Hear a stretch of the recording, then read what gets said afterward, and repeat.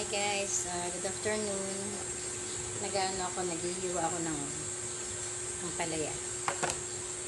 Yan, ampalaya yan guys. Inamot ko dun sa tapat dito sa may kapitbahay namin. Kasi maraming ampalaya yung kanyang bakod. Nakagapang doon. Nakita ko kanina, mukhang hindi nagagalaw. Sabi ko, ma'am, pwedeng makaamot ng ampalaya niyo.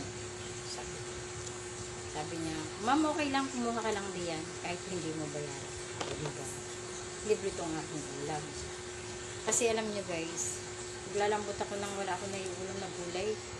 Kasi sanay ako na gulay aking laging ulam. Ayoko nang mahilig sa karne. As in, sa isda naman, hindi ako kumakain